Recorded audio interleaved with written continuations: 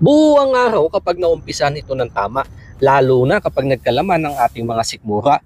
Dahil likas na hilig sa mga gulay-gulay, mayroon ako ditong ampalayan ligaw. Kaya hinanapan ko na lang na magiging kapares na mais. Matagal na din akong hindi nakakapagluto nito kaya medyo nasabik na din. Hiniwa ko lang upang mahiwalay yung laman sa busil at saka nagdagdag ng tubig at kinayod upang masagad yung katas bago ito itapon. Upang mas mabango, dito na ako nagisa ng sibuyas, bawang, luya at naglagay ng pampaalat na bagoong. Pinatakan ko na din ng paminta saka ko inilagay yung mais. Nagdagdag ako ng sabaw. Palalaputin ko ito upang maluto ng mabuti at pinasamahan ng ihaw na hito, dagdag ulam at pampalasa. Habang hinihintay na kumulo, namitas lang ako ng talong. Hindi naman kailangan pero mas gusto ko lang madaming gulay-gulay. Saka ko hinugasan at pinakuluan kasama ng siling panigang. Dito ko na din binalikan yung ampalayan ligaw upang makuhaan ng talbos malinisan. Yung gulay luto na, kaya pinanghuli ko lang yung ampalaya. Madampian lang ng sabaw, ayos na. Isang klase ng ulam na napakasarap sa ilang sangkap. Swam kung tawagin ito sa norte, especially sa Pampanga. Pero kung pamilyar ka dito, ano naman po ang tawag nyo sa ganitong luto? Sunod ko lang itong hinango at inayos ang aking lamesa. Thank you po Lord sa panibagong biyaya, panibagong buhay. Basbasan po ito in Jesus' name. Amen.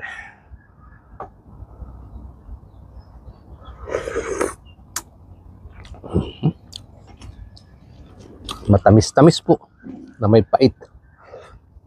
Sakto-sakto yung kanin ko. Bahaw.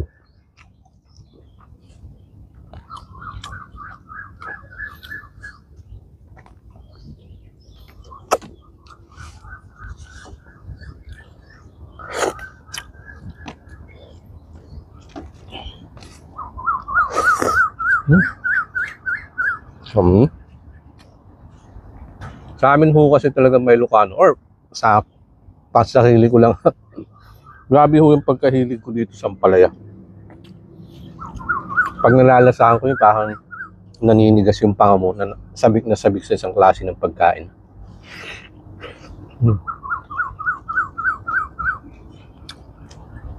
Ayun po yung nakakamdaman ko pag nakakaulam ako ng bunga o kaya dahon ng ampalaya.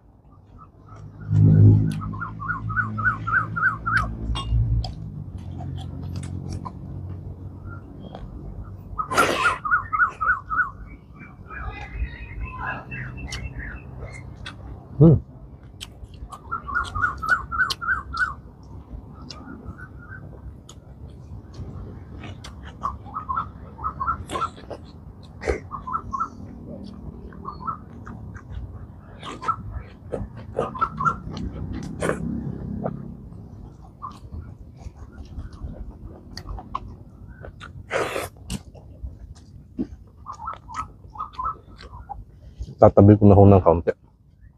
Baba ko ito pa mahanginan.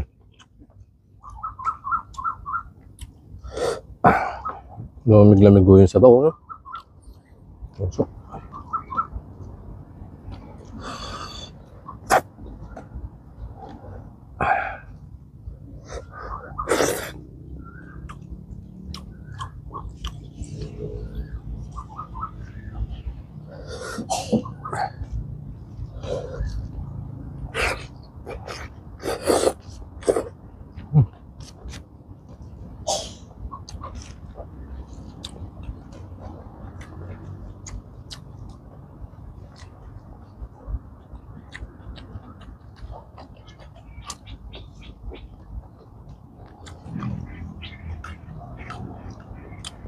panalo ho yung lasa.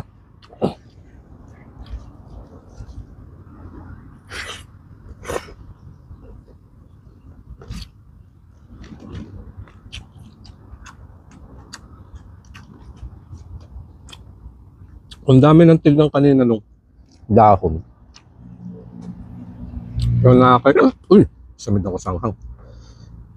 Nakakailang sandok pa lang ako na ubos na.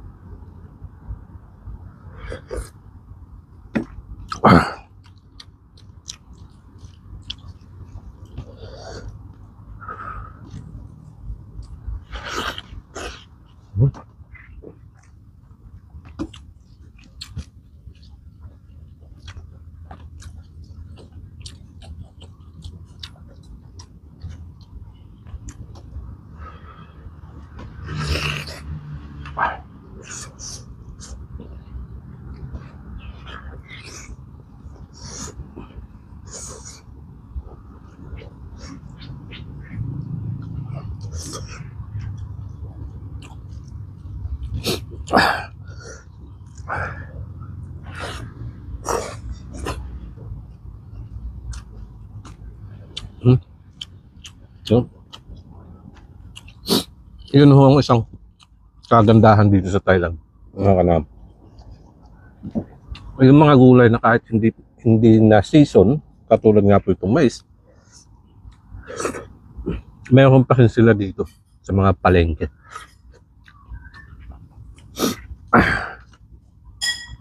Kasi may mga nakukunan sila sa mga kakating bansa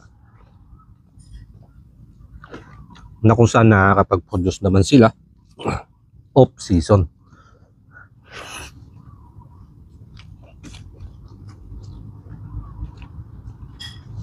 Tulad nga po ng kabuti yan. Full year round ang production nila dito ng kabuti. Yung kabuti si Dayami. Saka prutas.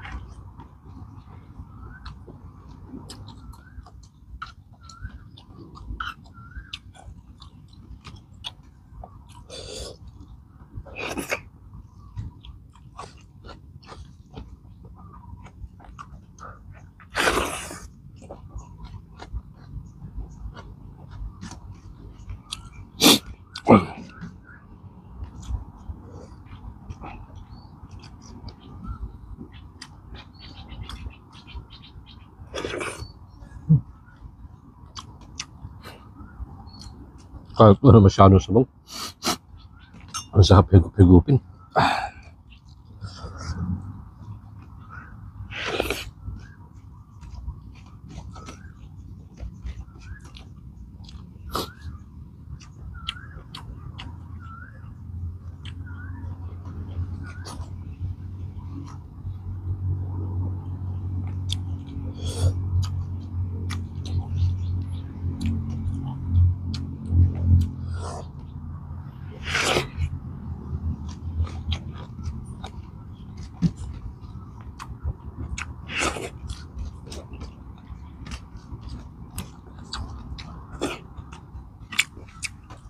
Solve. Mamaya na ho ako inom ng tubig. Pwede na ulit ituloy yung mga gawain bahay.